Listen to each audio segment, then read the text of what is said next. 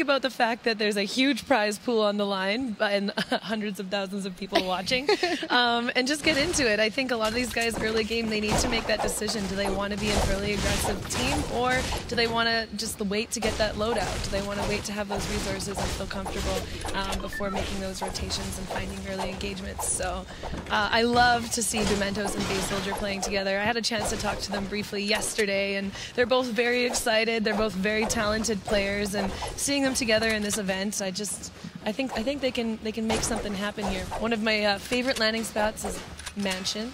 It's a classic. There's a plane spawn in the bottom. It's amazing. I mean, we've got a little bit of early action going on here. It looks like Dementis and Base Soldier were not the only two players that decided to actually drop here. So we've got a little bit of a scuffle starting. Started early. 0 players have been eliminated. Let's see what happens here.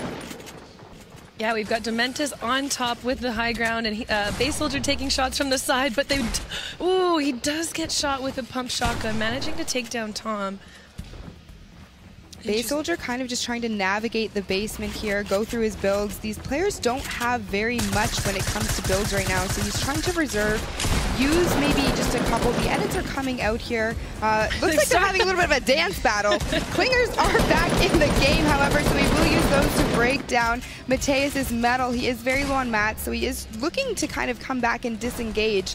But let's just take a look and see how Base Soldier navigates the rest of this fight. He looks like he's trying to pull a little bit of a flank on him, make the walls his own so that he will be able to easily edit. But it looks as though his other soldier, Dementos, does have eyes right now on Mateus. So they're tracking him through this basement, all the while just getting down, boogieing and discoing the whole time. My goodness. Yeah, having this music in the background, it's definitely a difficult area to fight in because you don't have the same footstep audio that you typically would in quieter areas of the map. But it looks like they are unable to locate him quite yet. I'm surprised that they do opt to join up together, and he's gone. He's gone. Where did Pookie? Where? Mateus said, "Listen, guys." He went down, and you know that plane spawn I was talking about earlier? He found the plane, and he headed over to this nice little turtle structure to get some loot, and those two are still searching him over that in-game music audio. I don't think they heard him. I don't think they heard didn't him hear either. The plane. Not at all. Wow. Here we are in Tilted. We see Slobbings and FPS. Talked to Slobbings a little bit yesterday. Did you know that man is an incredible singer? I did not know that. He is so good. Did he sing for you? He did. He sang me Fly Me to the Moon. Whoa. Yes. How did I miss this? So not only does he love going tilted and is an incredible fragger, he also has an incredible voice. He's great. Look at him there. Well, keep that in mind, ladies, okay? Let's take a look over at Jayamok and see what he is up to. He's got his partner here, Kevy. They're over Retail Row. Yeah. South of Retail there. Down by the plateau, which is one of my favorite areas to snipe from. Good high ground, good vision into retail. They're looking to possibly engage and clean up here any early fights. It doesn't look like there's been very many. We still have 96 players alive at this point, Kitty. Yeah, that is absolutely insane, considering there's only a certain amount of points of interest on this map. Having your duo partner, you're bound to run into people, and only having 4 players eliminated, it definitely looks like these guys are taking more of a passive role. Maybe after game 1, they've realized how important it is to get those placement points, not playing as aggressive. We did see Demo and Tifu take advantage of that big bonus, but the rest of the group wasn't able to do that, so definitely focused more on placement, positioning, getting that loadout that you're comfortable with, and then moving into the next zone. Now, the players have been here for a couple of days. We've been fortunate enough to talk with them and kind of talk strategy with them a little bit. And, you know, I think the general consensus yesterday, or what I was getting a feel for, and you can definitely correct me here if I'm wrong, but a lot of the players said that they were going to, like you said, take a more passive approach, try and get to the end game, and then just third party quite a bit to rack up those kills, get those eliminations, and get their points that way. And I think, honestly, that's the general consensus at this point. Yeah, definitely with these guys. Those late game engagements are super, super important and do really help get those eliminations. But we do have these guys maybe looking to get an engagement on the east side of the divot. They're hurtling up against these natural resources. One of my favorite things in this game are things like the rocks, the things that you don't have to build, where you're not going to give clue to the other people that you're there.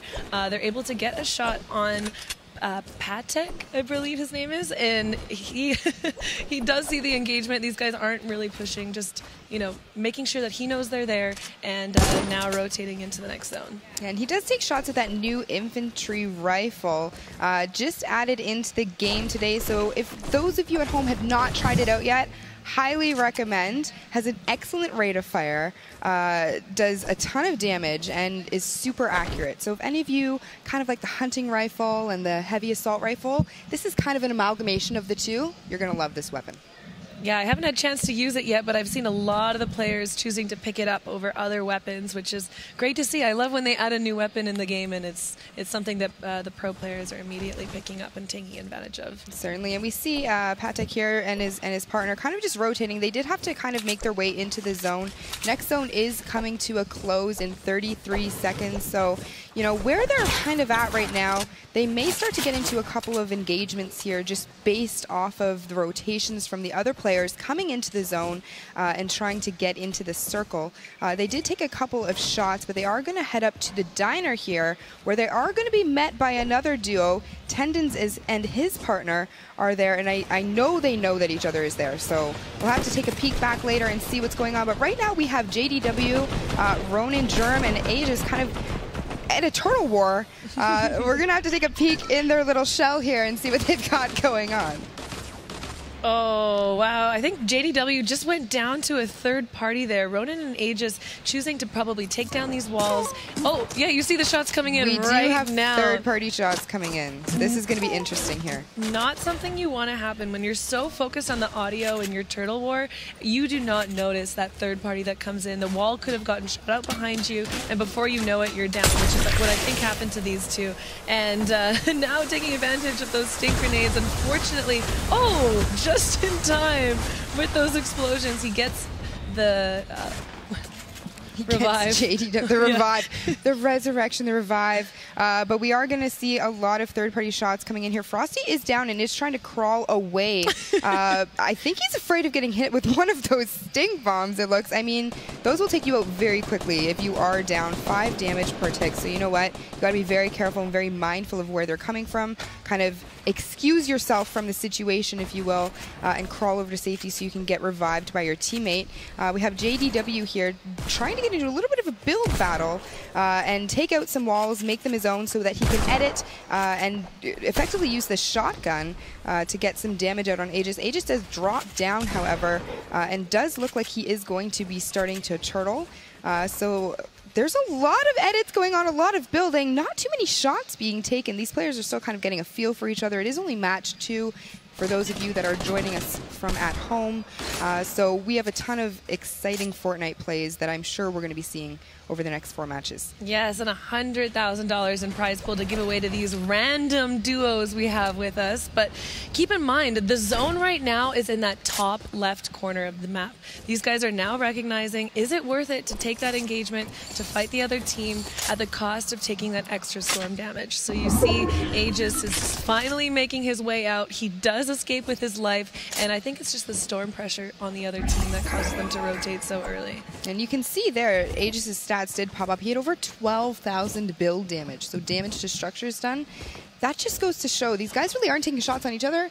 They're just destroying their builds and trying to, you know, play the game that way. It's not a bad idea, actually, with the way this game mode is set up. You know, you only have 500 of each material, so resources are stretched very thinly, and if you can utilize shots to take out your enemy's resources, that's just another way you're going to put yourself in a better position for endgame.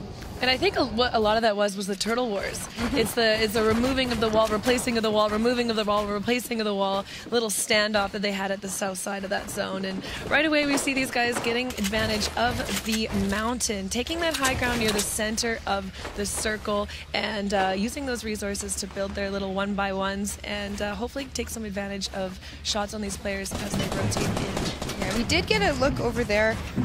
Jay Cuddy over in that area. You know what? I just have to do it. I have to say it. Have to shout it out. Jay Cuddy turned 26 years old yesterday. Oh, so happy birthday to Jay Cuddy. I hope he does well today. That would be an excellent birthday present. But we do have Dark in 72 Hours here, engaging with a couple of other teams. Persecute up top high ground. We did see Dark in 72 Hours take advantage of fights like these in this last game, and now they're looking to do the same. Dark taking shots, taken out by Persecute. Now it's up to 72 Hours to take advantage. He is in a 1v2 situation. Do you see that at the bottom right corner, there's another player that looks like they're pushing in. Oh, using the heavy sniper, taking out the wall, and pump shotgun to the face is going to put him back in the lobby. But Persecute and Zykick taking advantage of those two and the way that they were split to get those eliminations. Now we do see Tfue and Demo up on that mountain there, just kind of assessing everything. We have Zayt down here using the SMG to try to break through his opponent's structures so that he can, you know, just utilize the potential RPG, shooting the RPG through the window. Zayt has a ton of weapons in his inventory right now that are excellent for breaking through structures and walls very, very quickly. So we're going to have to see how this kind of develops. We have a lot of players in this area all trying to get to the ultimate high ground that Demo and Tfue, they've already claimed that real estate. Those guys are relaxing till the end game where hopefully Demo is able to perform the way he did in the last game. And you see Zayt and Blue T taking advantage of that split fire. They've positioned themselves a little bit separated so they're able to shoot at different walls while their opponents were trying to get those heals off. Does cause them to maybe get a little bit more confused, not be able to put those walls up right away and get tags on them. But they do now make the rotation to the other side of the mountain, maintaining that high ground and just perch up on the side here. We still have 37 teams alive, 69 players in total. This mountain is going to end up being a very hot spot, I think, for these guys. You can see that Junk Junction is still in indeed, but there's really no one in there. All of these players kind of gravitating towards the high zone. Butter. I see Butter is still alive. His partner, Aiden. Butter's story is really interesting. He was with us, helping us practice a few of the things, and now he is in the skirmish, hoping to do his teammate Aiden proud. Already knocked, but he's able to make it into the, make it this far in the match now, looking to get into the zone. He does have other opponents around him. Looks like two of them are fighting in the zone right now. Just got a knock on him. Butter does take a lot of shots here. He's trying to determine where the shots are coming from. Unfortunately, was not able to. That was Bowman coming through the storm and taking out Butter. That's unfortunate. But in case you guys are just joining us, we are here at this secret skirmish at an undisclosed secret location. Game number 2 of duos. We had Tfue and Demo take game number 1 with a total of 11 eliminations. Can't wait to see how they fare in this game. But we're looking at Nick Merckx here. Nick Merckx is arguably, Kitty, and I know you're going to agree with this, one of the best controller players in this lobby. He's so just methodical with his shots, and not only is he very mechanically gifted, but he makes excellent rotations and excellent decisions. So him and his partner, Harmful, I think are going to fare very well today in this duos tournament. We have Dakota kind of sneaking up a little bit on him here. But this is, I think, at this point, just going to be, you know, a little bit of a turtle war again. A little bit of a south standoff. They do have that rift secured. They are camping it, waiting for the next zone to pop, and now they need to make a decision. When are they going to use that? Are they going to take this time? And it looks like soon, because the other team above them decides to use it and make the decision for them, and now they're taking the rift and probably looking to take that best position advantage. Where do they want it? Do they want original high ground? Do they want to make their own builds, or do they want to take advantage of another team that's already built and build on top of them? And you see Harmful pushing up to the base of this build with Blind, who we saw who did excellent at the Ninja Vegas event, and build their structure. Now they're going to look to take some shots on the enemy teams pushing into the zone. Yeah, and you know what, while we're sitting here kind of waiting for everyone to get into the next circle, why don't we talk to Cypher about some of the mid-game highlights that we've seen so far? Absolutely, guys. We got some early action with Ziff and Pavzi in a 2v2 in Lazy Link. Ziff takes out Devious, and Pavzi is holding the high ground right here on top of Monster. They both pressure him from different angles, and they get these first 2 elims to start off round 2 of the Secret Skirmish. Great play and great positioning from both these players. Over here, we have Sheep in a 1v2 situation against Grenades and Nate Hill. He takes out Grenades and Thurston for the shield, and then after getting into a bit of a build fight with Nate Hill from the low ground, he's looking for that angle. Eventually, he takes out Nate Hill with the SMG spray into the pump shotgun shot. Very amazing play from Sheep. 1v2 against 2 of the best players in the world. Guys, let's kick it back to the casters to continue game 2. Yeah, and there we have Sheep in Junk Junction, still alive. He does not have a teammate, but that didn't seem to matter in that last engagement, so it's going to be interesting to see what strategy he decides to take moving forward. Yeah, Sheep is looking very, very confident. We were, you know, like I said, talking to some of the players yesterday. Sheep comes into these LAN settings, and he's very calculated, clinical. He doesn't let things get to him too much. So having Dopai kind of out of this match, I don't really think it's going to affect him very much at all. No, not at all. And right away we see 51 players still remaining. It looks like they're building a new Tilted Towers here in Junk Junction, and looks like Sheep has found his way onto a legendary RPG, which you can only achieve now from the supplied crates. That's a new change in the recent patch, one that I really, really like, and I'm glad they made it. And you see him watching that wall. He knows another player's on the other side of it. You see the little breaks coming in, and he's going to make sure that as soon as that goes down, he's going to get his own wall there and not be edited on by his opponent. And we're taking a look at Germ down here in the bottom right-hand corner of this screen.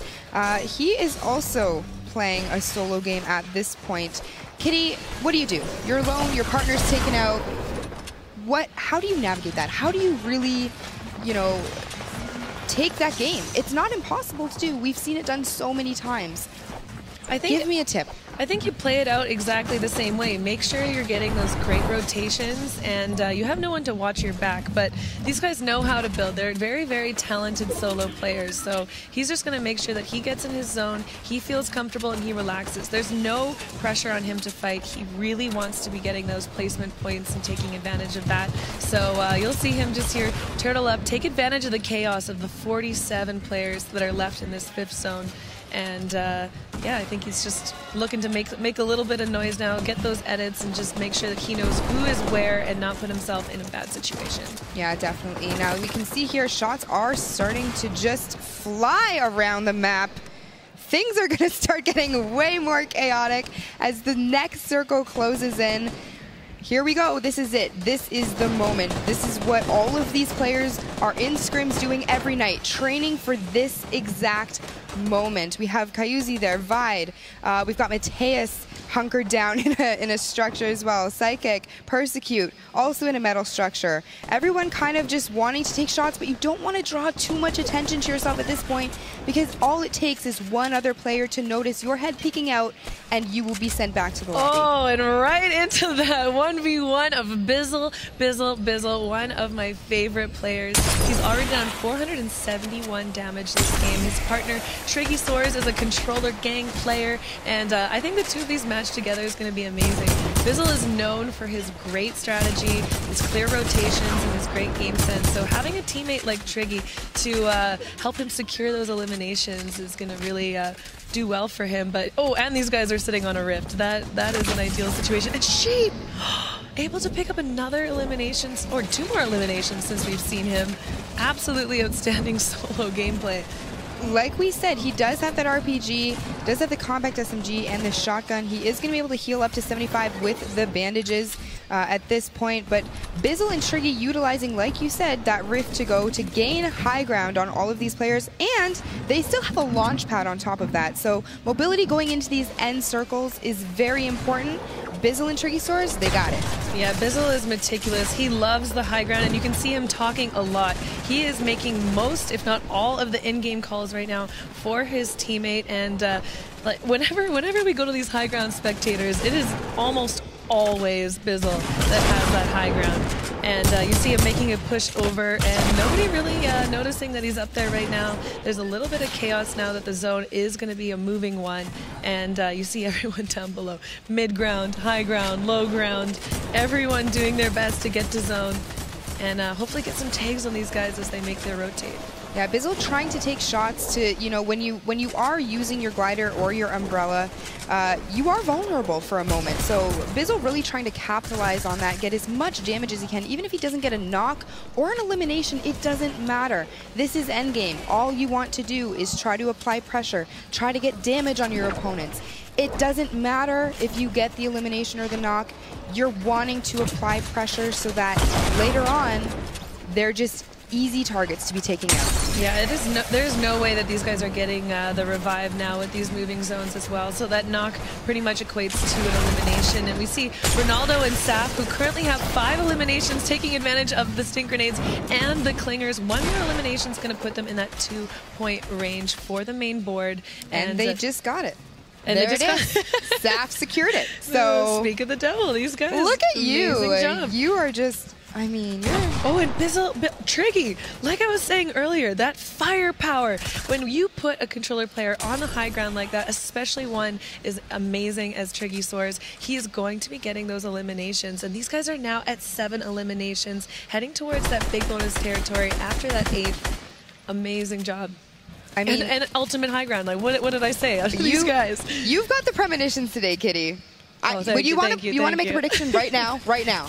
Quickly. Bizzle. Bizzle. All right, she called it. Let's see if she's right. There you go. Triggy getting another elimination on Kiwi Face. Just totally dominating the field, blanketing across, and now opting to drop down a little bit more. See, Bizzle is so great at this. He knows exactly when he needs to drop down just that little bit, and when things are starting to get a little bit scary, you never want to hold ultimate high ground when there's not as many players. Now there's down to 4 players. It is Triggy versus, I think, Ronaldo and Saf still, and these two 2v2 situation, and this matchup absolutely insane. Triggy is going to drop down a little bit. He takes out Saf, however.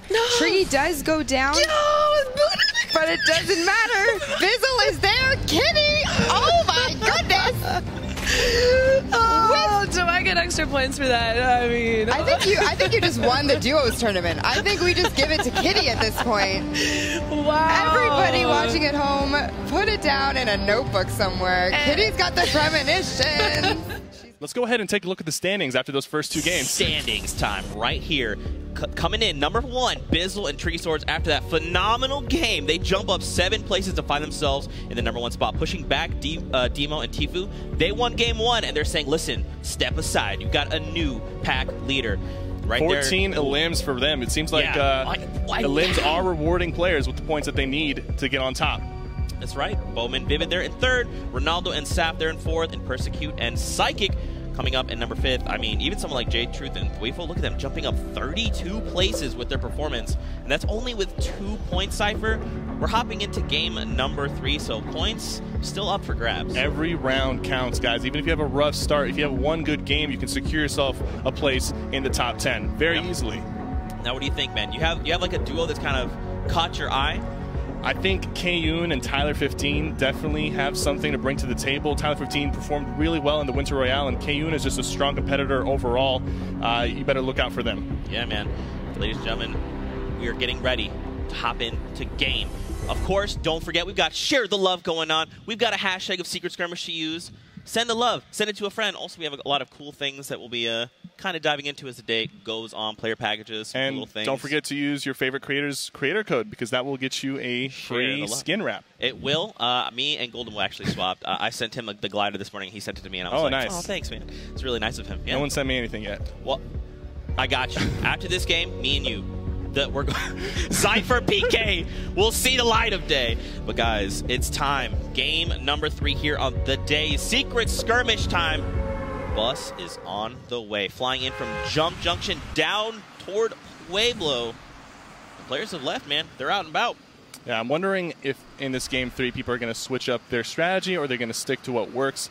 Sometimes switching it up can be useful, but sometimes sticking to your guns will pay off if you figure out what's working and what's not working with your current landing spot.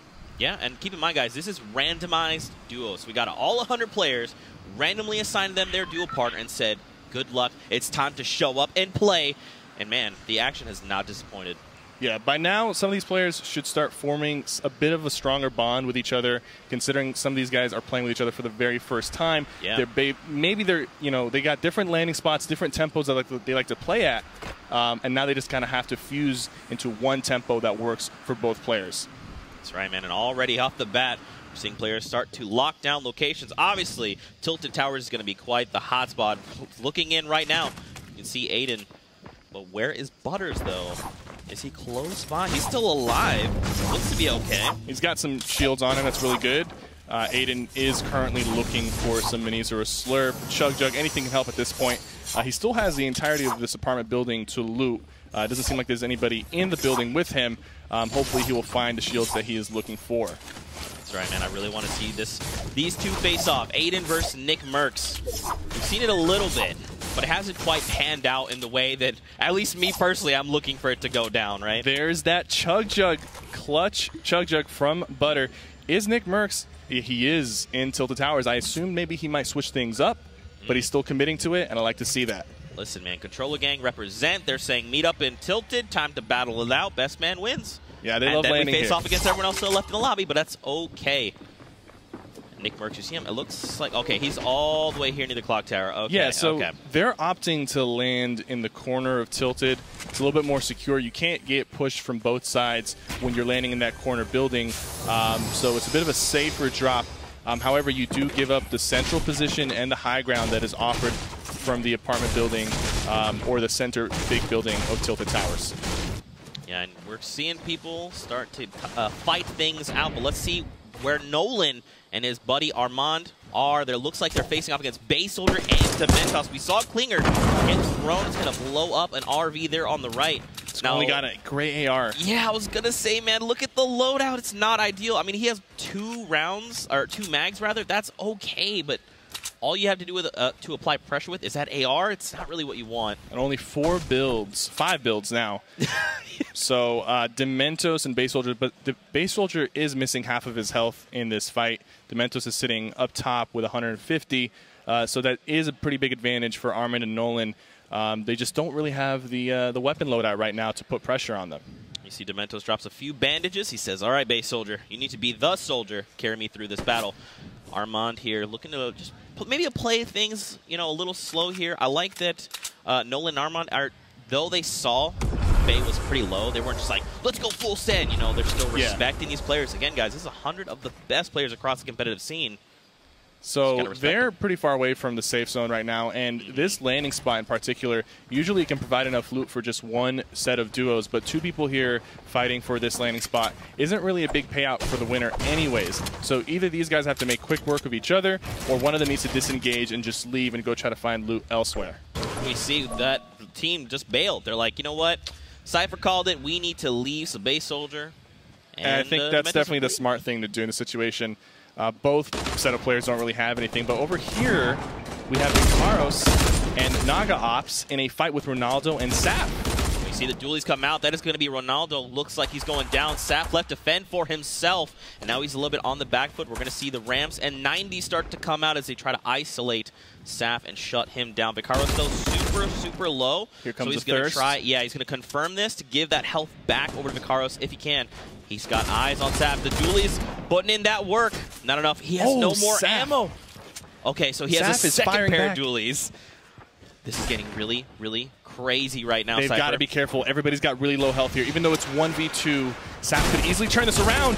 Oh, it's close! And he dives down on Saf. Now, wow, that was actually super, super close. Saf could have, he could have made that play. But thankfully, Naga was like, look, bro, I got you 10 rounds total in my dualies. We're going to make this happen. See, this is kind of what happens when two set of teams land in spots that usually provide good loot for just one set of teams. Even though they won that fight, they do have to do a lot more looting. Looks like Nate Hill and Grenades found themselves some players here. Now, they only have one elimination, so it looks like they might have just cleaned up a fight. And that's going to be huge, man. Yeah. It seems like the other player's teammate was already eliminated, or he's somewhere else, because I don't see anybody else near them on the map. Luckily for them, they do have some extra healing. Yeah, look, up atop, Viking Village, just Siren and his duo up there. And I mean, this is good, right? They only found one person. That's still okay. You know, you have that med kit if you do need it. We saw him top off there. And then we have just some extra ammo, and now he's going to slide across the lake. Time to make rotations. Yeah, and just getting that first elim can be a big confidence boost for your duo. Putting a point on the board. Well, it's not a point, but you're putting an elim on the board, and that can lead to more points down through the game. So definitely is a big confidence boost getting that first elimination. Looks like they're rotating into Frozen Greasy Grove, but there is a team already there in the center. Wow, you see Nate Hill walk all the way back to Grenades. He's like, look, I see a duo here in front of me. I don't know who it is, but I want to take this action. I think it might be Sheep and his partner, because that is where they fought last game, and Nate Hill and his partner ended up getting eliminated 1v2 versus Sheep. So maybe they're going to play this one a little bit slower. Yeah, he's like, I got to show respect where respect is due. So it's not Sheep, but they don't know that. They might think that it is Sheep. But now over here we got Frosty, we got Sean, and look how many people are here. They've built themselves a replica of Tilted Towers on this house. Much smaller, though. Still, it's a nice replica. A lot of teams near Salty. It's going to be closer to the center of the map, so the circle usually is in your favor. You just got to make sure you get looted. But with all these players here, we can expect some action or some disengaging happening very soon. I like that we see Sean utilizing this infantry rifle released today. And he's already adapted to his playstyle, right? 41, 43, 45 as far as where he goes to the body. Headshot is double damage for those. So, it is projectile-based, but it is very accurate. It has a little bit of recoil. In the hands of a really good player, you can take out somebody from a distance very quickly. It's interesting they're not really looking to fight. It feels like the game's a little slower right now. Yeah, absolutely. There's still 86 players alive. 14 players went down so far. People are playing a little bit slower. They want to make it to the end game before they start committing to these elims. They also want to be comfortable with their loadout. Sometimes, you know, if you do have that rocket launcher or a hand cannon, you might want to make that play. But early on, if you don't have that power weapon, you don't really want to risk it. It looks like Kevy1 and Jo do not want to risk it. They're walking away from this fight. We got the rockets coming out, stinkers out. Jo, Kevy disengaging, and Sean and Frosty are They scare them away with that. I mean, that wasn't really going to do too much damage. It does make a lot of noise. It attracts people from around them, so they were just like, let's get out of here before it gets a little too crazy. But look at the mini-map right now. I mean, look how many people are on. And look, Dementos is actually on a supply crate. This could be huge because with the recent change, RPGs could come out of there. And it looks like Kevy doesn't want to give them the supply crate. Looks like he's debating on whether he should use these clingers on the supply crate. Ronin flying over the top, taking a few hits from Kevy. He's immediately just wrapped around this little structure. Here comes the clingers. Oh, the clingers are out. Dementos needs to move. He starts to build down, and there's just clingers being rained down from the sky. He's going to be okay, but he has to back away from the supply drop entirely. Absolutely, and that was a really good play from Kevy. But they're getting rotated on right now. Sean tried to get cheeky. Kevy1 responds with a massive blue pump to the face there. Now Sean is left to fend for himself. Rotation start has happened. Oh. Kevy's punished. He tries to go for the window edit, but Frosty's ready! Oh, man, that is tough. Frosty predicted that he was going to make that edit. Sometimes you got to be careful when you're opening a window like that. Your opponent can shoot you back, even if that is your wall, and that's exactly what just happened. Kevy down, and J-Mock is left to fend for himself. However, J-Mock is very healthy compared to Frosty and Sean, and there are other players nearby, so it's not really like a 2v1 situation, because if they do start pushing J-Mock, Dementos and Base Soldier could easily rotate on them.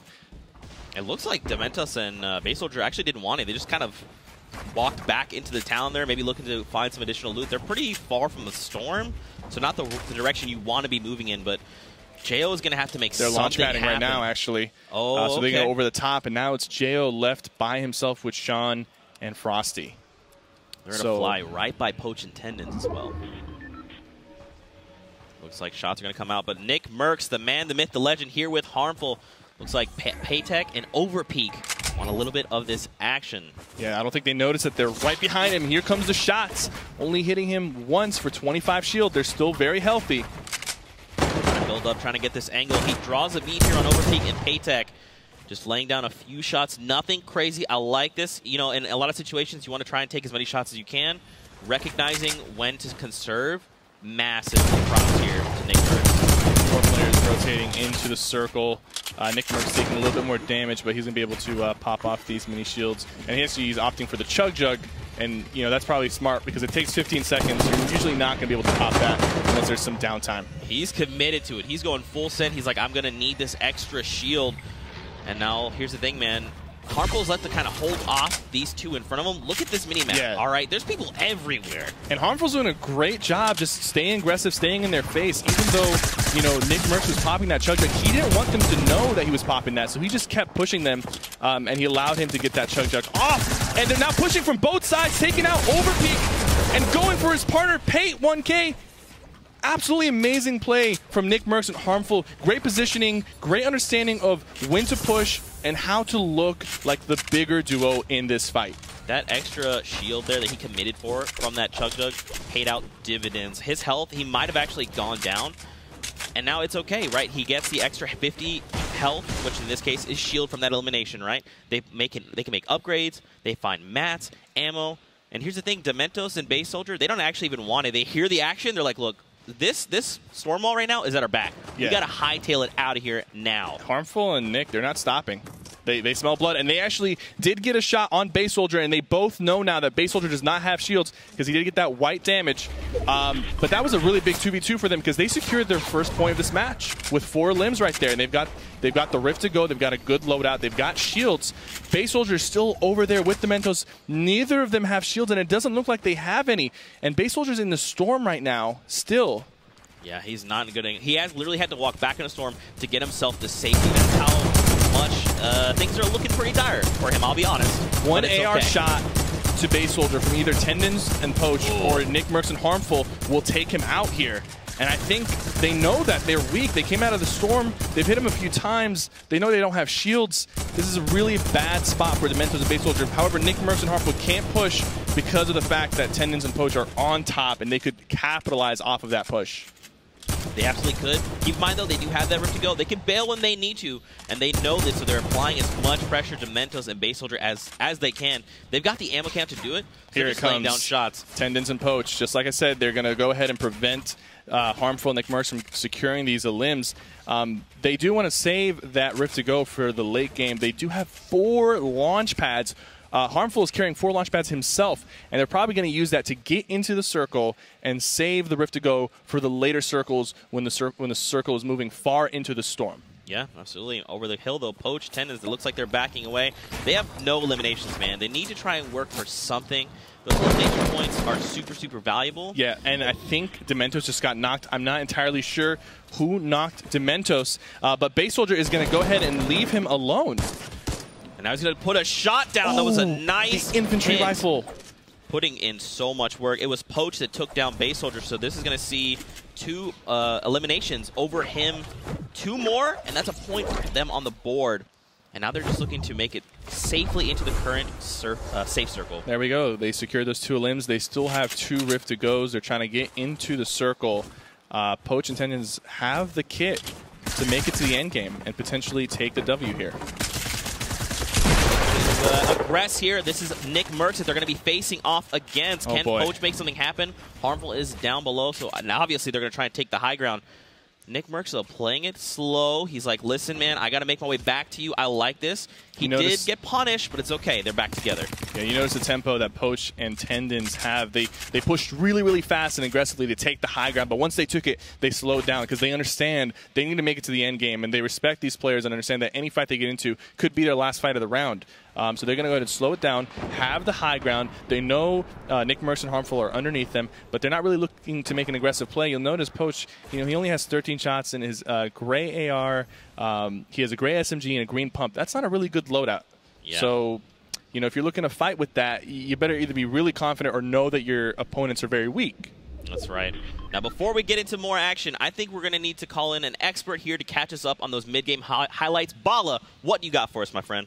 Thank you, Zeke. As players are starting to rack up these points, let's look at the story of Nick Mercs and Harmful here outside of Tilted. They find Sheep and Dopeye trying to rotate with that quad crasher, but they're going to actually break it, and it's going to cause Sheep and Dopeye to fall to gravity. They're going to be able to pick up some loot here, which is a launch pad and stuff, and items like that, which is going to help them further. But here's Swifo getting contested in that yonder yard. So he's going to be able to take out Nistic, and they're having a little bit of trouble versus them as J-Truth is down, but he's going to be able to pick him up.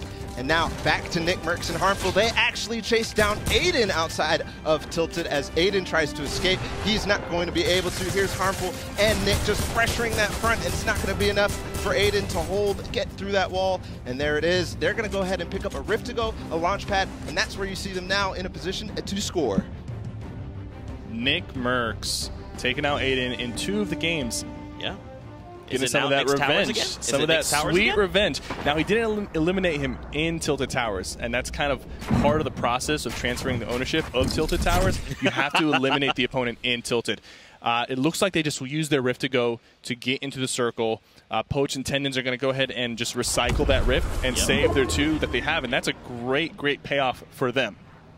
And now look, Vinny and Margassi being gate-kept. They have to rely on a launch pad to get themselves to safety. And all eyes are on them. Shots are going to be coming through. They need to build like the wind right now to keep themselves safe. They are in the circle right now, so they're probably going to hold their ground. This is not a good position to be in, though, on a downhill slope with a lot of players holding the high ground.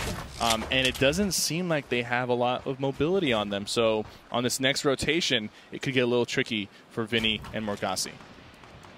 Still at 58 players. Guys at home, if you're just tuning in, welcome to the Secret Skirmish. Super happy you're here joining us here on Valentine's Day as well.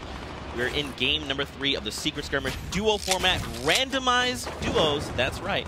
And of course, the crowd favorite in big bonus. We saw Demo and Tfue in game 1 pop a big bonus. Look at that position they have. Take Tricky in game 2 as well. But over to the action, Cypher. Looks like Homer putting out shots. Losi seems to be by himself. Chap is down. And I think Fulmer's partner was also down.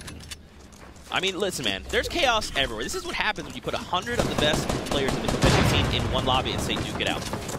But look at the circle. Half of the circle is high up on the snow peak over here. And guess who's up there? We got DMO and Tfue close to the high ground.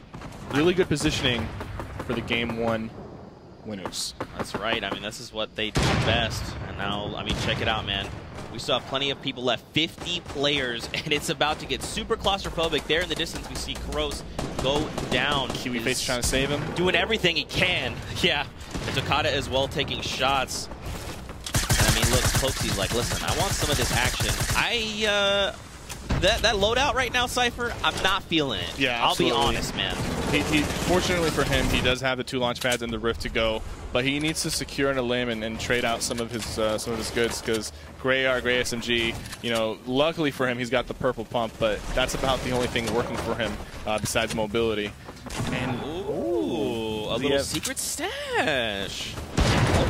Okay, so he knew something we didn't, and that was that he had a secret stash. Fair, that's fair. I'll give you that. Not the best stash, but he got something out of it. Better than nothing. Absolutely. And now Kai's. Pay attention to that zip line. I wonder if anybody's going to use it to move around as the circle closes up. You could, but it's like really dangerous. Now, keep in mind with this patch, we have the fall damage immunity. So like once you hop on, you can hop off, you're safe. But at the same time, it's a very absolutely. Yeah, it's a very like pronounced sound that plays, and everyone kind of knows exactly where to look. But you never know, with all this chaos, people can slip by. Look at this launch pad play coming in from Sofa and Posic. Are they? Oh, they don't even have to use launch pad. Not yet, but they're getting it prepped. They prepped it. Yeah. He was just testing. He's like, is it launch? It does. Does it work? I like it. The thing is, above them though, they know this is not their build. And there's going to be a lot of builds above them, so I don't even know if using this launch pad is going to be viable. I think they're trying to check right now. But I can see them jumping on this and just hitting another build right on top of them. I mean, yeah, man, I feel like they may have jumped out a little bit. Close to here, looking to line up shots. He's got Jay Cuddy in line of sight. He's going to tag him once. I mean, they need to make something happen. No eliminations, and Chaff is gone. A little bit of pressure now on Cloaksy. I guess he's made himself a little bit of a target. But he's putting so much pressure on people. Look at those headshots on Marksman. Double 60 with the gray AR. He knows he's weak, and he knows he needs to get some limbs right here. But look who's still in the fight. Nick Mercs and Harmful. They have 4 eliminations together. Cloaksy going to the skies here. He's going to try and reposition. This is going to be really tough. This is an uphill battle for him, having to fight by himself. And look how many players still remain. 38 in the lobby. Looks like he's got enough materials. He still is holding on to his Rift to Go as a last-ditch effort. So, you know, let's see if Cloaksy can do this thing by himself. And for you guys at home, if you're just tuning in, welcome. Secret Skirmish time. Duos, randomized teams. That's right. For the final moments, Demo here looking to get to safety. Almost punished by Cloaksy. Did not just a little bit. 40 damage. He'll still be alive. He'll recover. But it looks like TVU and DMR are holding the low ground really well right now. Jay Young gets taken out right there, but with 4 limbs, they secured at least 1 point. Bizzle and Tricky currently 0 limbs each, but are using their Rift to Go, and they might go for the high ground here. Bizzle is an expert at taking the high ground and keeping it, and that's how he's won a lot of his previous competitions. So let's see what they're going to opt out for. It looks like they're going for the mid ground here because the high ground was a little bit too contested for them. Oh man, Bizzle swoops down, and he was okay, but Tricky took a bunch of damage there in the green. Over at Nick Mercs as well. They have 6 eliminations. This is massive. 2 points, and he couldn't quite follow up. But listen, 6 eliminations. Yes. Still massive here in game number 2. And now we've got Cloaksy here trying to hang on for dear life. Bizzle. These guys, I don't know how it is they always manage to slip by undetected, but they're going to look to make that high ground this play. circle's going up the mountain. It's going to be really tough for these players. You need a Rift to Go, you need a launch pad, or you need a lot of building to get up this mountain. A lot of players might go down to the storm here if they're not careful. They need to try and do this follow-up on the left, recycle people's builds, and immediately they're going up for the high ground. 33 builds, and we're down to top 8, Cypher. Soph Posick holding the high ground, but Cease and his partner might be challenging it with this launch pad play. Is Cease going to land inside? He goes and dips into the storm, trying to make a little bit of a juke, but did not work in his favor. Gets shot. He has a lot of heals. He's going for the limb on CPK Flame. He's opting to just go for limbs instead of healing as a way to heal himself. He's got 5 right now. This could be massive. He could potentially top back up on shield. 1. That's 1. Great pump shot, but he's got to get out of the storm. That's a 95 that's down. If he can confirm this, he just has to wait it out. They'll fall to the storm. Great shots, great positioning. No Absolutely way! Amazing play from Cease. That is 7 limbs and the win. Cease, the man, the myth, the legend. I cannot believe that he was so weak, and he spent half the time in the storm there at the end, but his positioning was perfect, and he picked off the right players. That's very difficult to do, all right? He made every decision he needed to set himself up for that win. We'll go back and take a look at those final moments here. So again, we want to watch Cease here in the bottom left. You see Sofa and Tennis go toe-to-toe, and he was just in the position, right? He was coming around the corner. They happened to take each other out. Here He you was go, from out his of perspective. materials, too. It really was. It could have gone either way. He dips down around, and he puts a shot down, and that's it. That's enough to get the win. Now, he did have 7 eliminations by himself. That was enough to see it through. Let's take a look at the standings, because, Cypher, I think you're going to be shocked. We actually have a dynamic, 2 sets of dynamic duos here that are tied for number 1, Demo Tifu and Bizzle and Triggy Soars. Both with 10 total points. Demo and Tifu do have 2 more eliminations, but hey, that performance from game number 2. No surprise there. DMO and Bizzle both known for their end game finishes, and they're on the top right here with the most limbs as well. And Cease, I mean, oh my goodness, jumping up 43 places to find themselves in 3rd place by himself, mind you. So now Lyrison's probably thinking, first of all, thank you for the carry. Second of all, bro, thank you for boosting our morale, because we're going to just carry this into game 4. Look at the total limbs is 7, and they only had 7 that game. So they start off their first 2 games with 0 limbs, most likely eliminated off the drop. And now with the 3rd game going in their favor, they come out and secure 3rd place. That's what I'm talking about, man. Every game counts. You can have your moment. You just got to go for it. Yeah, absolutely. I mean, look at this leaderboard. Things are continuing to shake out. Now, I gotta know, man. Listen, I think what we need to do is we need to send it over to Courage, who is standing by with both of these duos. Courage, I mean, over to you. I mean, what else am I supposed to say here? Thank you very much, gentlemen. Fantastic cast. Yes, I'm down on the floor. We're halfway through today's action. Obviously, Tfue, DMO, Bizzle, Triggy, Soars. What a start to today so far. We heard from you guys earlier. I want to swap over here first. Performance so far, fantastic. You guys are neck and neck in that first place spot. How's this duo been working so far? It's working great. I thought there'd be an issue with grouping up together, but he's always with me. He's a great teammate, and he's hitting all the shots. It's awesome. Where he's getting all the kills, and it's just working out awesome.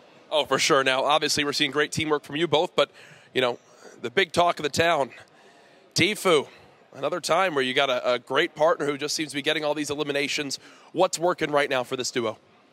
We're just getting really good loot, really good mats, planes, mats, posted up, you know, checking every vending machine, trying to get as much launch pads or rifts as possible, just trying to get as much movement as we can. If we don't get movement, we're just rushing people. Hey, it looks like it's working up to this point now. Obviously, the major update coming on in. What's been your favorite part, Triggy, of the new update that you guys have been playing on today? Well, that they put the aim assist back to normal. That's my favorite part. Okay, so simple as that. So you're still able to fry people on the controller there. Now back over to the side, Demo. Who haven't you gotten to face yet that you want to get in a battle with to just take them down, maybe take the L dance on them? Maybe these two right here. I don't really know. Other than that, I guess they're the only two competitors left. So. Oh wow! All right, you hear it there. Obviously, your Ghost teammate there. And any words back for him? Nah, if there's anyone else that I would want to win, it's my duo, and we're just great friends. See, Valentine's Day, love is in the air. Fantastic stuff. Thank you guys for joining me. We're going to send it back out over to our casters. But I want to talk really quickly about Nick Mercs and Harmful absolutely destroying outside of Tilted. They're starting in Tilted, moving out of Tilted by Shifty Shafts, that area. That last game was a really nice display. Catching Aiden, catching, what was it, Dopai as well. Yeah, making sure they're getting them on the rotations, getting their initial loot, and then getting out of there, not taking the risk. But we're into match 4. The bus is loaded. The players are ready to jump off, and I couldn't be more excited about it. I could not be more excited at all. There's so much action all around the map. There's Paradise, Tilted, there's action in Dusty Divot as well. It's just so much to watch. Yes, and now looking at the bus path as it comes across the players, popping into your screen now. We're going from that bottom right quarter to the top left, southeast to northwest, but a decent mid-split ball. Where do you think we're going to see players dropping? Yeah, I'm keeping my eye on Paradise. There's been a lot of action, especially in that game 1. There's Saint, there's Ghoul, there's Lynette. There's so many players dropping in Paradise. It's a very, very nice spot to look at. And there's actually, you see the llama over towards that truck stop out in the southwest or southeast corner of the map as well. There's 2 players dropping on it. That's a nice little find there. Really good influx of materials and utility that you can get. That's not a bad loot spot anyway, so expect them to be coming out of that really well prepared and also to have a lot of people to fight. There's 3 teams down in Fatal. 3 teams indeed. We'll see if Nate Hills and Funk Bomb are actually deciding to go back towards their hometown of Fatal Fields. We'll see, though, as they aren't actually contesting yet. There's so much to look at on this map. Polar Peak is interesting as well to me. There's 4 players right around there. That split is always interesting and fun to watch. But we're going to hop in with Thwifo, J-Truth against Nistic and McDonald we saw earlier today as this fight starts to unravel. Yeah, Nistic already down on the ground. McDonald trying to create some space for him, but unfortunately, it's going to be really difficult in an early 1v2 situation where they both have shields and they're pitching from the side. Fantastically well executed 1v2 there. And you notice they got the initial down right away, and he has that hunting rifle, and it's missing a couple bullets. You have to think he probably picked one up, got an AR around, and they're able to just close that up. That's going to put them in a prime spot. No one else anywhere near them. Tons of loot, 2 elims, and a bunch of shields. They're looking good. Jumping on over to Tilted, we've talked about some of the names here. We're going to see Butter Aiden versus Daf PS and Slobbings. This was one of the first fights we covered in match 1. Let's see what the resolution will be. Some shots being traded out right away. Aiden ends up going down. It's going to be on Butter again to try and clutch this out.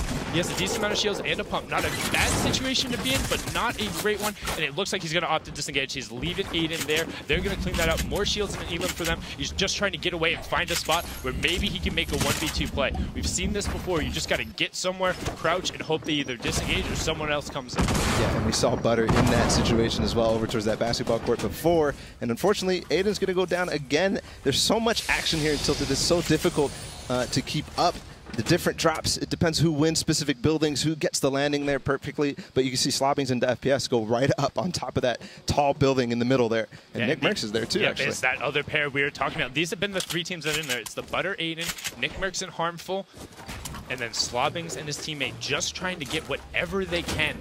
However, it's just running around. Not a bad loadout from him. The blue pump going to allow him to really excel in these close quarter situations. Snake's able to force him around. Has a decent amount of shields. FPS and Slobbings just control of it. We're going to flip on over to Lazy Links where Monster and Devious are squared off against Ziff and Povsy. But Ziff looks like he's just trying to provide a little bit of support in the Stormwing. Not sure if they're fully aware of him. You see Devious and Monster are looking towards that direction and trying to put some shots down on that pilot right now. Yeah, this is a strategy that Ziff and Povsy have been using here in Lazy to contest Devious and Monster, grabbing that Storming and actually coming in from the side and using this turret to such good use. Ziff actually managed to get a lot of damage in that first game. We'll see if he's going to be able to do anything from this guy today. Yeah, it makes it incredibly difficult when that Storming is just raining shots down on you. Yes, you are able to trade back fire. They're a little vulnerable, but the amount of pressure it puts for his teammate, where you kind of, now you see, this is a really good play. He's using the natural cover of the roof to be able to fire back, but you see Ziff going aggressive now with it. And now it's going to be a pinch. It's going to be 1v1 for Ziff and Monster here, and Devious against Povsy. Yep, misses the boogie bomb. He throws out on Povsy, trying to provide support fire. Monster trades right back. He says, no, don't poke it out. Throwing the clingers, and immediately Devious sees the pushes going. Ziff has to track back to Povsy on literally 1 HP. Yeah. Pops his minis to get the 50 effective back. The clinger's not going to land. Ziff trying to get over, regroup. Let's see how they play this 1v2 out. Yeah, and all Monster's trying to do is keep Ziff from supporting Povsy. As you can see, Ziff was trying to book it all the way to get to Povsy and make sure that Devious couldn't hunt him down, and he did manage to do that. So it's going to be a stalemate again. They're going to give a little bit of time. Povsy has those minis, like you said. And now we'll see what they're going to manage to do. Let's get a little bit of damage on the Ziff. Yeah, that's not going to be a good start. Great angle right now from Devious. It's going to be incredibly hard to rotate away from this position. You see their pin, not a lot to work with either. 2 great infantry rifles. That new gun provides a lot of mid-range pressure, but not great in the close quarter situation. Does have the great tack, but when you're at such a health disadvantage, Bala, there's not a lot you can do. Yeah, and that's the thing about dropping towards those Stormwings. That depot doesn't give that many. There's only 2 chests and probably 1 or 2 floor loot spawns. Look at Monster's angle. Look at Monster's angle. You see him off on the side. He's trying to peek. There's the shots go out. Any amount of chip is good for them there. They have to execute on this pinch now. If they're not able to knock these guys out, it's going to be a lot of wasted time and resources. But if they do, look, pre-charging the dynamite. They're going to try and get that down, and then Devious is going to try and follow up the shots. Yeah, and that was a perfect placement on that dynamite. He actually completely opens up Povsy, and he's managed to knock him all the way down. It's just Ziff left. Nice positioning, and he's going to go down too. Devious just drops down. That's the thing with the dynamite there, Sundown. Blowing up that entire building gives so many opportunities to find angles. Yeah, they had to play that low ground situation. They're actually hitting some of those buildings to try and get whatever mats they could. That's when you know they're desperate. The dynamite play and the pinch from Devious and Monster, it was so cleanly executed. They were patient, they made sure they had angles, and they covered it. That's how you play a 2-on-2 fight when you know you have an advantage. Speaking of a 2-on-2 fight, we're going to jump on over to Containers. This is Poach knows this place. Honestly, he probably knows it better than the back of his hand. Yeah, but I'm concerned right now. You can see those 2 pink arrows in the bottom right of your screen moving towards the back side of them, and yeah, there it is. They're going to get shot from the back all the way down to 7 shields. And then shot right back from the front as he pops off the mini. Tons of effective health going down. And these are a really dangerous pinch. This was the pair you were talking about, the Bizzle and Triggy, who have been executing so well on their game plan, despite being a random duos. Again, if you're just joining us, we are in match 4 of the Secret Skirmish duos portion of the competition. We brought them in on their solos merits, so we randomized them up, mixed them up, and they're playing for $100,000 today, Bala. Yeah, and you can see actually Bizzle and Triggy had a spot marked on the map. They took the opportunity to take those shots at Poach in the pinch with Sean, but they're going to go ahead and continue their game plan and get to a solid position. If we look at the map, they're actually going to be right center, right smack dab in there, and Poach is also trying to decide how he wants to make his way towards the center of the zone as well.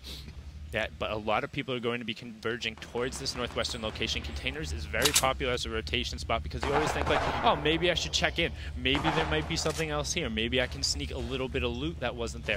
But you also have to be careful. There's always someone lurking. There's always someone lurking, and just like you were talking about, maybe there's a little bit of loot. But specifically, there's always extra containers to find. You can see Sean topping off on some metal. He's already at probably half. He has 2/3 of his materials right now, at least. So he's going to be in good shape towards that end game. Yeah, and they're just so standing. close. They're standing on the open, just taking shots, flipping on over now to Salty Springs. Pardon me, JDW and Jared, the underdogs we were talking about. Marksman trying to put some shots out. Pearl has the high ground. They have him pinned on the low ground. There are some bottle rackets there. We'll see if he opts to utilize it, but more than likely he's just going to try and use that suppressed Epic AR to put down some shots, and he needs to get out of the storm. He's kind of low. He is very low, all the way down at 25 HP. You can see Germ and JDW down on the low ground. They're on the edge of that zone. Look how many teams are inside of this little tiny area on the edge of the zone. They're going to want to try to get away as fast as possible. They do have that risk to go if they want to, but another one on the side.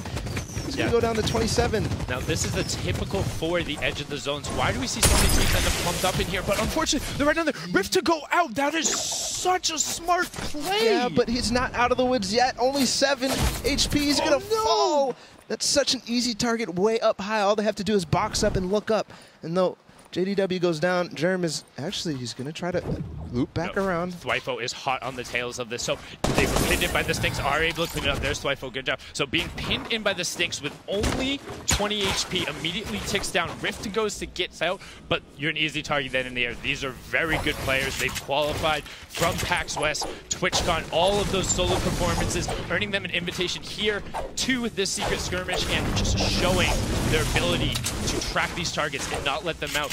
Speaking of tracking their targets, Bala, Cloaksy, we've seen how good he is. We're going to catch a replay of one of his early eliminations right now as it comes up and to see what he is able to do, what he has been able to do out of the Stormwing. This is...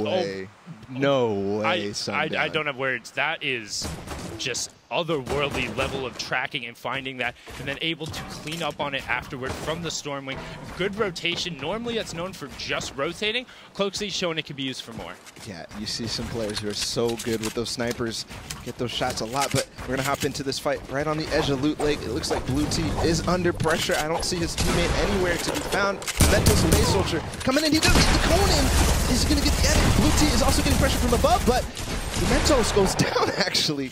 That was a valiant effort coming out from Blue T. So what you'll see when you're fighting defensively in a 1v2 situation, players tend to box themselves in and try and buy as much time as possible, hope to get a shot. He did get the knockdown on Dementos, but not able to convert. This is going to put them in a little bit of an awkward situation. However, with all the extra resources, they should be fine. Flipping on over near Wailing. You have Deuces and Tickers, Ifa in between, and then Chap and Cloaks, the pair who picked up that 6th snipe, sitting on 2 elims, and they're in a pretty good spot right now, Paolo. Yeah, in a very good spot. One of the things I wanted to mention was all the Wailing droppers in this zone are going to be favored here because they do get that use of that infinite rift down below the base. But for now, Chap and Cloaksy are actually going to try to pressure Ifa in front of them on the edge here. They're in a decent position. Yeah, getting some shots rained down on them, not horrible. The trees provide a lot of natural cover, but once you are down in there, you are down in there. As soon as other people start looking, if one person starts shooting, it's very frequent for others, rather than to trade shots out on them, to pile in. Hey, if a wall breaks and I get a stray shot in there and I'm the one who gets that down, great. If not, no pressure on me. They're not shooting at me, right? Yep, exactly. And you can actually see that we're going to hop in with Tickers and Deuces. But Harmful and Nick Mercs in the background there, they're lurking. They made their way into the zone. And they're still up for sure. So yeah, that's a good rotation, too. From tilted all the way over to the backside are pretty safe. Some good shots coming out from Deuces, aiming towards that canyon, knowing not a lot of people are going to have an option. They're either rotating through the valley or you'll see them building up above. So good angle coming out from them. And they hold the high ground. If you look down the bottom right-hand corner of your screen, that little high ground nook right there gives them control over basically all of Wailing. People who think they're safe rotating through, if you show them a pixel and you get hit, they're going to hit it. Yep, exactly. And now, looks like Nick Mercs and Harmful do have such a significant base here towards the center zone. And again, if you get centered in the zone towards these late circles, you get a much, much bigger chance of getting the next zone.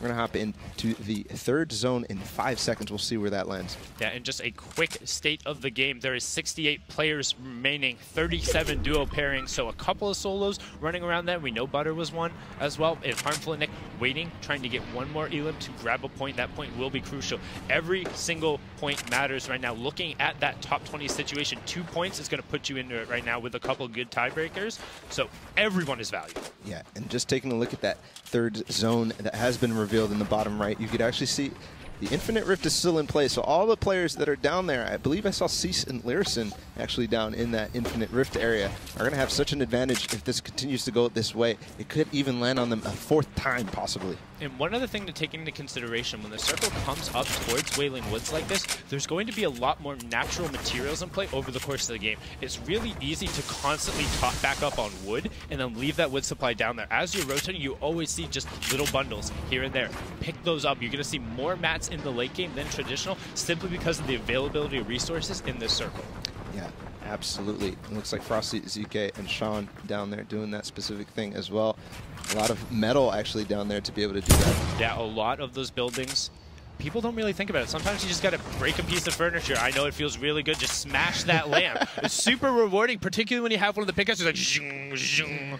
Like, it always makes farming metal more important to me, man. It does, absolutely. We're going to hop in with the Wifo and J Truth, and they're making their rotate in as well. We'll see what type of position they get. They're not in the zone just yet. Yeah, you see where they have marked out, trying to make the rotation through, but a lot of arrows in the way. Kevy and Xiaomao right there. KiwiFace and Kuros as well. We're probably going to see a lot of fights happen right on the edge of the circle. And as these fights start popping off, look for people to try and flank, right? If somebody else is rifling across, you can't really hear people flanking up behind you. It's really difficult to tell when somebody's breaking into your box if you're trading shots away with somebody else. Yeah, and exactly just like that. Actually, Wifo and J-Truth at 5 elims. They're going to have to be careful with just that thing that you just said there. You saw Kuros take some shots. They need to be careful of all the teams around them. Yeah, that congestion in this area. Somebody already firing off some bottle rocks, trying to break up a little bit of that congestion, firing it towards the edge of the circle, not letting people establish that. It's just a really good, annoying utility item. It puts just a little bit of pressure on them. It means you have to be conscious of it. You have to be replacing your wall. But also, Wifo and J2, 5 elims you talked about, 1 more for a point, and there's a lot of people left. We're still 63 players left, 33 duos. I like the use of the bottle rockets right here, actually keeping Kuros and KiwiFace out of the zone. Nice use. They're actually going to rotate back out of the zone and try to get up in a different position and get away from the people who are bottle rocking them. Ooh. I think that's a very good choice, Bala. You don't want to be running straight into a bunch of bottle rockets, having to contest with that, and then also worry about maybe trading bad shots or having to throw up a ramp or a quick double ramp wall into the zone. A lot of gatekeeping going on. It's a term typically thrown out in Fortnite. What does it mean when you see that? Yeah, it's definitely, it's when you basically are trying to keep the players out of zone. They're throwing all their mats trying to get in that zone, and you're just going to continue to shoot at them. They're going to actually draw all the attention from everybody in the zone, and it's going to be hard to get in when people are trying to do that to you. Yeah, it makes it incredibly difficult. Looking back into it right now, people are going to have to be forced more into that central location, but with all the action we've caught so far, there's definitely some that may mix. Lupo, catch us up on the mid-game highlights. Sundown Ball, thank you very much. We're going to take a look back just a couple plays here in competitive Fortnite. Taking the opportunity that your opponent may present is one of the best options right here. You see Matt Ruski, boom, takes advantage of a ramp swap from Takata and catches him off guard. Now, opportunity plays are extremely important. Sheep, Dobai already eliminated, but right there, Sheep takes the just 2 seconds to finish the elimination, get that little siphon boost there, and as I said before, taking advantage of your opponent's edits, builds. Right here, Aspect watching the push from his opponent, gets a quick shotgun shot off to get the knockdown on Naga Ops, goes for the elimination. Every single shield point counts, and these players know it. Now right here, you have a pinch opportunity. The quick wall replace the edit and getting that last elimination. Carlos goes down, Aspect picking up just a little bit more shield. These competitive players, boys, they are on top of the game every step of the way. They most certainly are, Dr. Lupo. Thank you so much for breaking that down. We're going to hop back on board here with Paytech and Overpeak, the Norwegian himself, representing Gambit, trying to put some pressure on here. He had an amazing performance at TwitchCon, him and Dementos winning back-to-back games, and they're setting themselves up for a late, trying to have a good late game rotation. They're right on the edge of the circle. They're above that Storm Surge threshold. Storm Surge triggers. When players have been a little too passive, if we're still packing it in towards the late game, you have to take action. You have to make sure you're at least trading shots back out, and these guys are close. If that one team who's only 4 below puts out some more damage, they could be in danger. They might need to go find a fight real quick, or they'll start being ticked from above. The great purple thunder god will spray it down and do a little bit of damage and force you out of that box and force you to go fight, Paula. Yeah, absolutely. And I love Patek's use of the wall and the pyramid there to block his behind as he tries to get above that, more damage, so he gets safely above that Storm Surge. He's going to get some on 72 hours, and that's going to be perfect for him. Yeah, and you see how that number keeps flipping back and forth. Everyone looking to trade. They're looking to fight. They're looking to put in whatever shots they can. Paytech trying to rotate over, keep ultimate high ground. They're in a very good position right on the edge of the circle. And also, they're not being cut off too much by the tree lines. They have good sight lines here, but that means other people can shoot back at them. Yeah, absolutely. And having this height gives them the ability to look at so many players down on low ground, gives them the ability to try to find any shots they can. You saw them get shots on the 72 hours. Really nice play to get that height as well.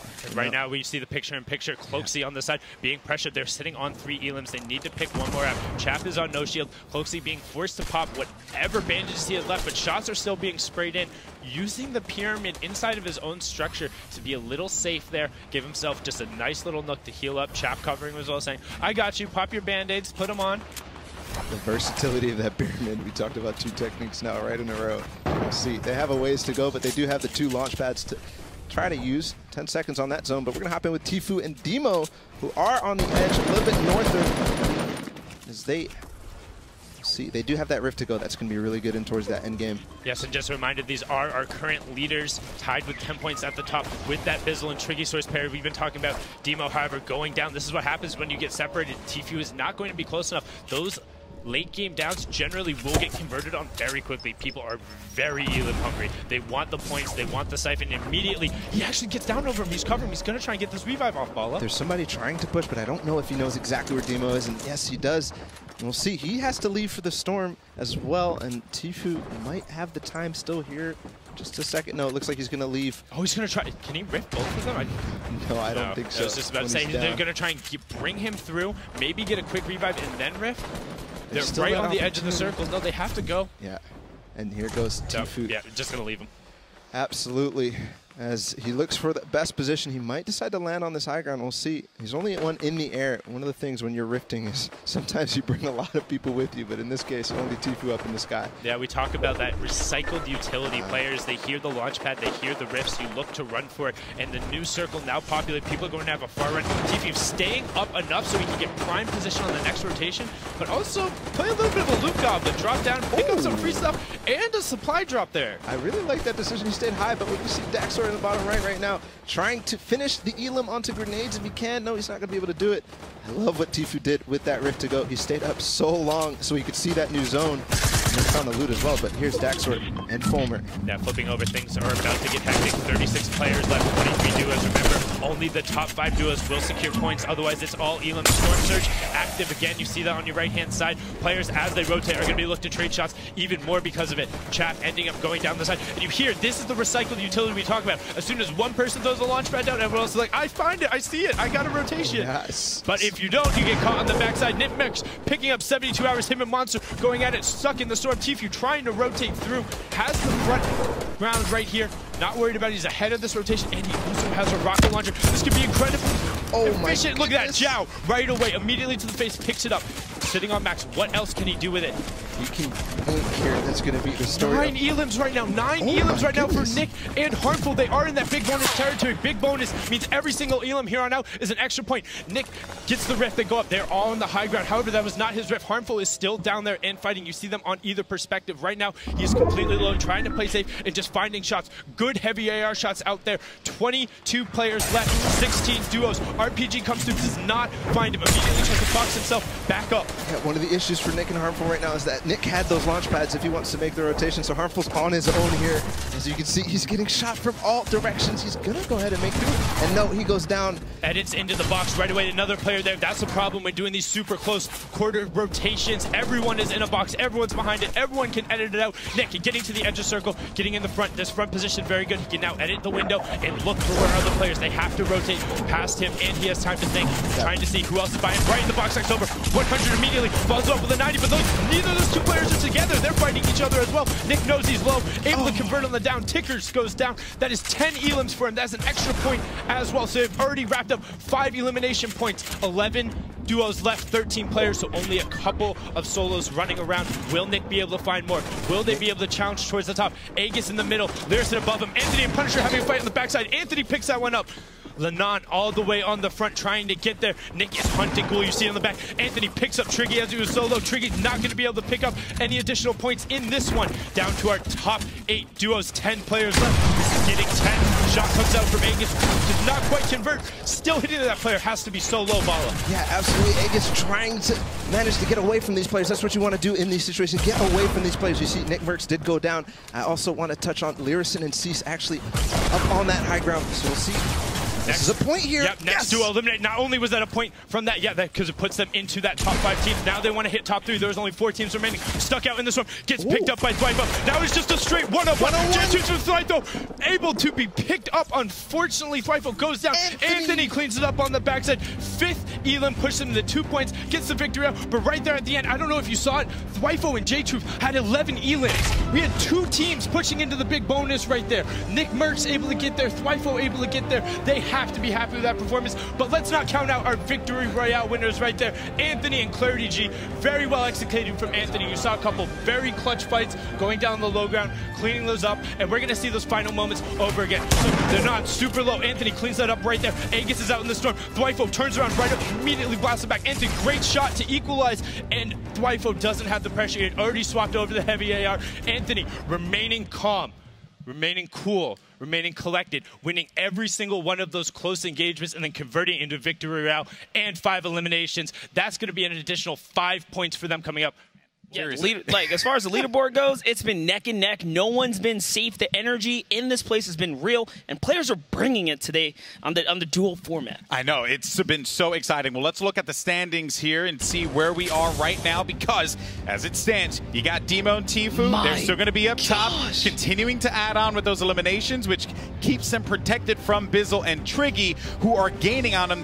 Those 2 teams have not changed, but J-Truth jumps up. Golden, another team steps up to the plate, jumping 9 spots. J-Truth, Thwyfo here? 10, 10, and 10 for total points. This is crazy. Anthony, Clarity G, they're going to jump up 21 places there in 6th place with that game win that they just managed to secure. We got another page as well. Might as well take a look at that, because you got some other familiar names here. Aegis and Ronan jumping up 25 as well. Maybe they can have a big game here in match 5. Maybe this is their opportunity to crack into the top 10, Monster. But there are some stacked names in the 2nd page of the overall standings. I mean, even Chap and Cloaksy are knocking on top 10's door here, moving up 5 big slots, bringing them up to 3 total points. And that last game was huge on eliminations for them. That was literally a game changer for them. Yeah, and here's the thing. One team that a lot of people have really been talking about has been Chap and Cloaksy. And I do want to take an opportunity to dive a little deeper and learn a little bit more about the one we call Cloaksy. My name is Dennis Lepore, also known as Cloaksy on the internet. I'm from New Jersey. What it would mean for me to win this tournament after all the success that I've received last year, it'd be amazing. It would show everyone that I can stay consistent. I've been scrimming every single day, probably 10 hours. Some days I'm taking the day off because I've been grinding nonstop. I'm pretty excited to have a random duo partner. Epic definitely threw in a wild card there. I think I'm actually playing with Chap, so I know he's a great player and I think we can do amazing things. With my current status in the community being well-known and winning TwitchCon, I do think I have a target on my back, me and Tfue both. I think people want to shut us down as much as they can, and it's going to be not as easy as people think, even though it's solos, but bring on the challenge. The person that I have an eye out for in the pack of the whole group is probably 72 hours. That guy's crazy. I know if he hits me once, he's coming straight for me. I didn't know I had it in me until FaZe Clan actually reached out to me. And they were like, hey, we've been searching you on Twitter and stuff like that. We've been watching your vids and we really think you'd be an excellent captain for our Fortnite team. And at that moment, my jaw just dropped and I'm just like, this is gonna change my life forever and let's do it. There you have it, Cloaksy, man, the man himself. And yeah, he's been paired up with a pretty nice random duo partner in Chap. And I do want to look at some of his stats as well, kind of see where he is, right? Like how he's been performing, how this game has been going for them. So when we get an opportunity, we'll roll the stats. But one thing I do want to just talk about with Cloaksy, I've had an opportunity to talk to this guy, good head on his shoulders, right? He really knows how to bring it in the intense situations. But let's take a look at the match stats and okay, interesting interesting statistics here. Yeah, without a doubt. Let's take a look at total damage dealt versus damage taken. To think that they've actually taken more damage than they've given out. It's kind of crazy. And for an 11th place seed here, that's a very interesting stat. Only one shotgun elimination for their total of 5 eliminations so far. If you dish it out, you got to know how to take it, Monster. That's pretty much the story here. They're going neck to neck here. You got to be careful, man. Any mistake, you're going to pay for it. And, I mean, when you're getting shot, that's probably the difference in them kind of securing an extra point or so. 1 point could be the difference from being in the top 20 and being out of the top 20, and then even more so. Yes, it does get a bit more competitive in the top 10, but it's going to be awesome, and we are ready to go in match number 5 of the day. We've seen some crazy plays so far, and I'm looking forward to seeing where that battle bus cuts through the map and see how the spread of all these players goes. Yes, it's going to be a west to east battle bus here. It's going straight down, north to south, west to east. This is a fair bus. You always want to see it kind of split it up evenly. A couple of the other games, you know, 1 or 2 of them were kind of lopsided, whether it be to the southern or northern zone. This one's pretty fair game to everyone hopping on out, and it's going to help shape out what's going to be game 5. There's a lot riding on this, being that the top 3 teams are all contesting each other with 10 points. I know, it's insane. By the way, I just gotta say this, man. Shout out to the duo that's in Haunted Hills. Just throwing it out there. The only duo in Haunted Hills. The only duo in Haunted Hills. For those of you at home, Haunted Hills, kind of a good spot. Okay, don't sleep on it.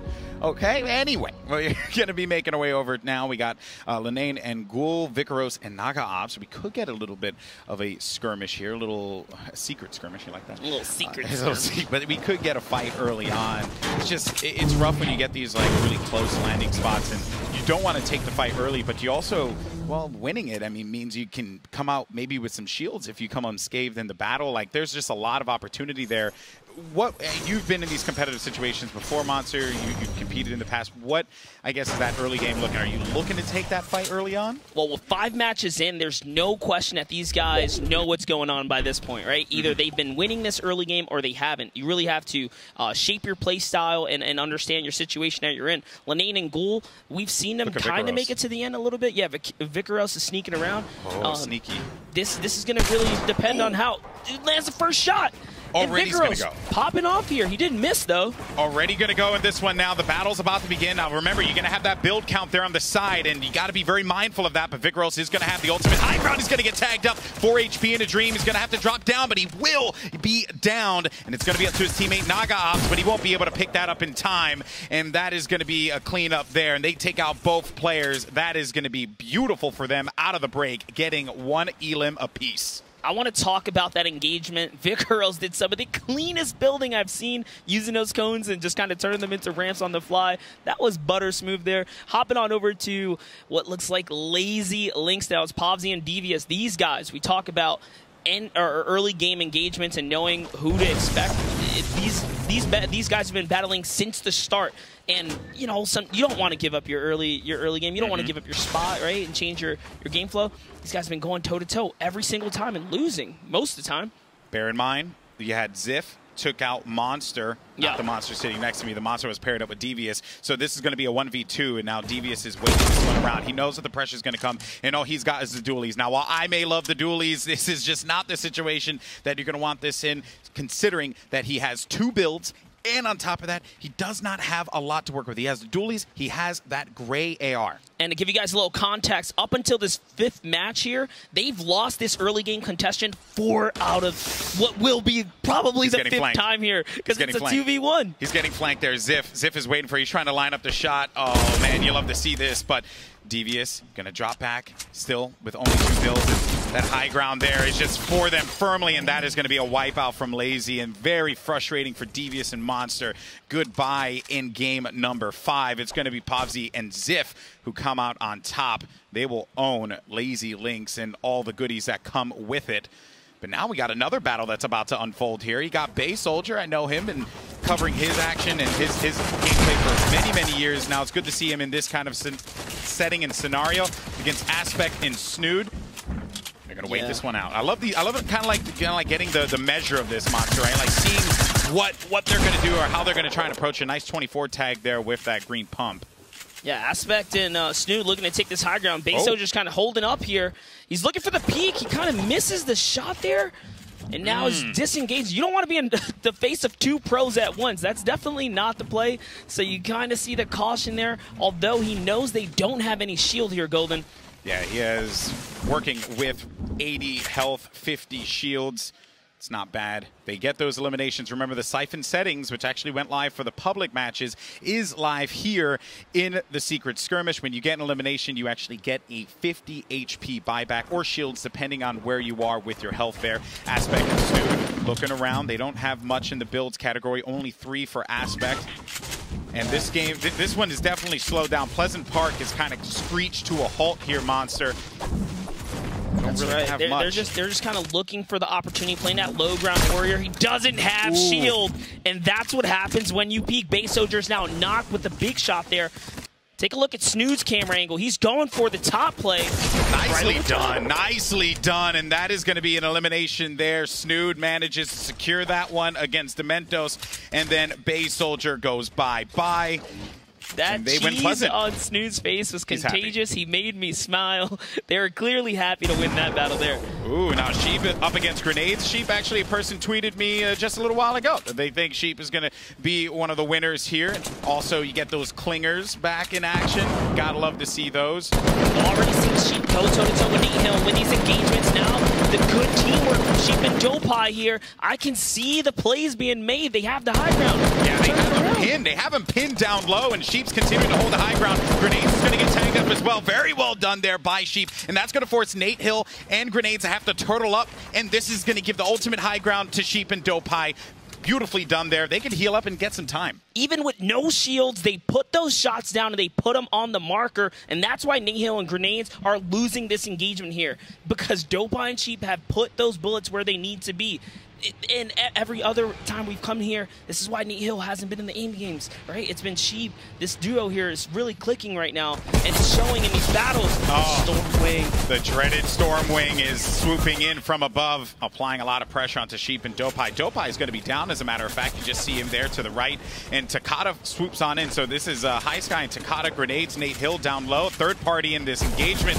How is Sheep going to fight this one out? The Stormwing action. The Stormwing fired. Look at that coverage there.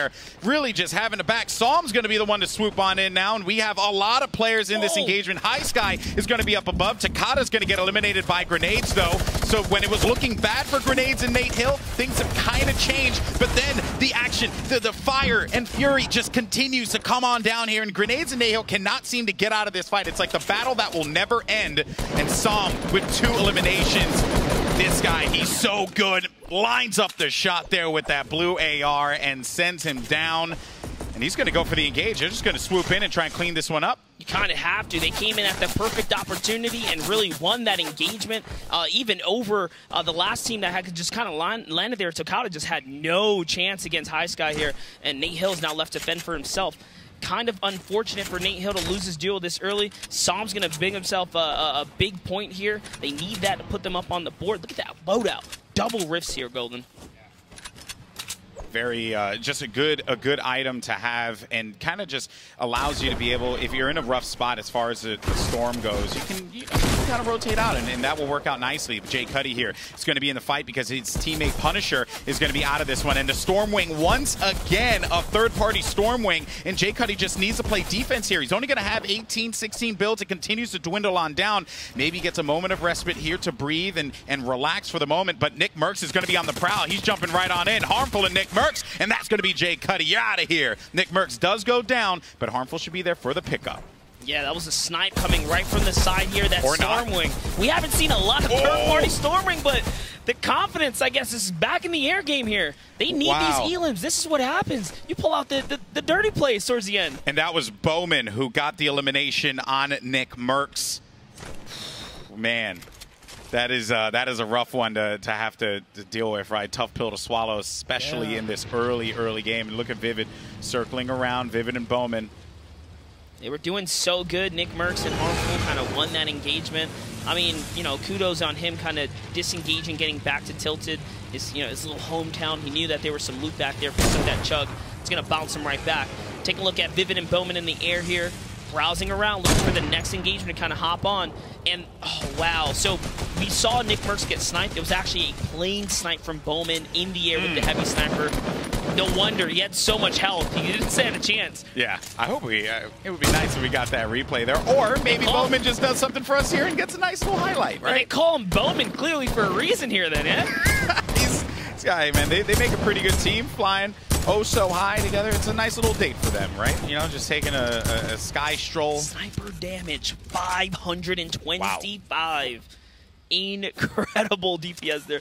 Okay, so they're just floating around now, looking for the next one to dive on. So much vision that they're getting out of this. Map? Yeah, how many players have to rotate? We got ourselves a potential Pleasant Park circle here that's going to really. I think there are a lot of players also just on that outside, coming from that south eastern portion of the map, and even from like that fatal area too. It's very tough, and you're kind of going to have that storm behind you the entire time. Bowman farming up now, and then you got Saf and Ronaldo. They're going to be in a fight. They're actually going to be in an engagement currently, and Saf's going to go and push for this high ground. He's got Listerin down low. Ooh, Listerin's got no shield, Golden. Oh, this isn't good. Now they're going to take that storm fight, and that is going to be 4 eliminations for Saf and Ronaldo. Ronaldo gets it onto Cease and Listerin, so that will take him out of the game. Goodbye. Try again in match number 6. And they have a long rotation. Yeah, good really loot they're going to pick up, though. Let's go and just look at here. Bizzle and Triggy Soar still alive, putting some pressure on Tyler 15 and Daxter. Foamer not far behind, listening to everything that's going on. You got the Lone Wolf, Nate Hill, kind of pushing in right nearby. Bizzle, a lot of good players hugged up on one another. Triggy Soars and Bizzle, these two players are in that top 3, second place. As a matter of fact, as we go to the picture-in-picture of both of these players, we're going to be keeping an eye on them, because if they manage to continue to add on, they have no eliminations right now. But if they continue to add on, maybe get a point that could push them further ahead. Well, in fact, it'll push them to the first place spot. And Triggy and Bizzle, average placement 7.5. There has not been a game where they have not made top 10. Who cares about eliminations? As long as you can make it to first, second, third place and be contesting to be the champions of what is the duo competition, you know what I mean? That's game sense. Top tier game sense for Bizzle. Tendons, he actually got picked off from the distance there. That was a down from Vivid that came out of nowhere. And you think, you know, Tendons, he's running around as the Bush, and the Bush does have some great changes to it now. But still, if you're a Bush running on top of a house, you're still a Bush running on top of a house. So you're kind of going to be seen from pretty much anywhere on the map. You're a big old target. Let's put it like that.